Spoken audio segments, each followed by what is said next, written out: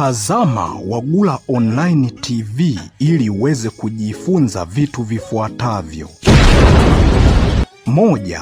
Utapata nyimbo za wasanii wa Wagula Camp Milele. 2. Utajifunza mambo ya mahusiano ili ndoa yako iweze kukaa imara.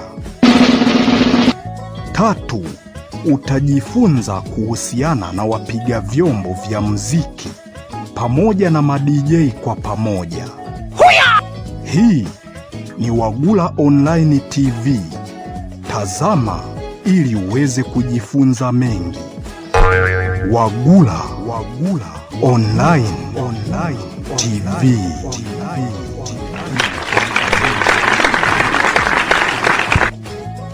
Karibuni watazamaji wetu wa Wagula Online TV. Katika makala hii maalum, tunazungumzia kwa kina faida za mayai katika mwili wa binadamu.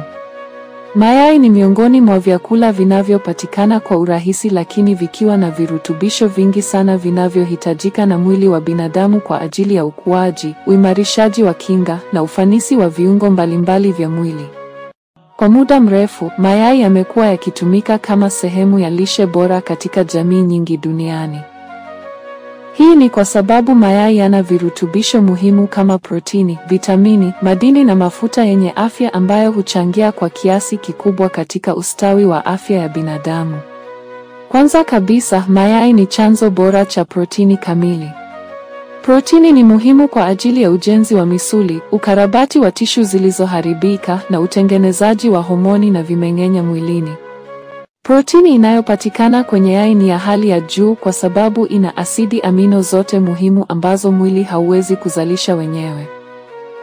Kwa hiyo, kwa mtu anayehitaji kuongeza nguvu za mwili, kujenga misuli au kupona haraka baada ya majeraha, kula mayai ni jambo la busara sana.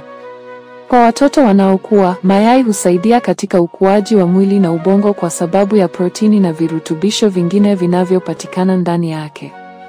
Pili, mayai yana vitamini nyingi muhimu kwa mwili.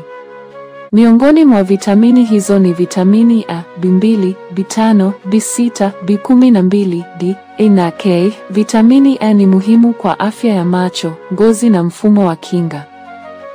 Vitamini B2 na B12 husaidia katika uzalishaji wa nishati na utendaji wa mfumo wa neva.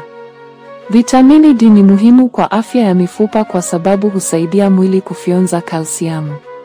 Vitamini E ni kinga ya mwili dhidi ya sumu na husaidia katika afya ya ngozi. Vitamini K husaidia katika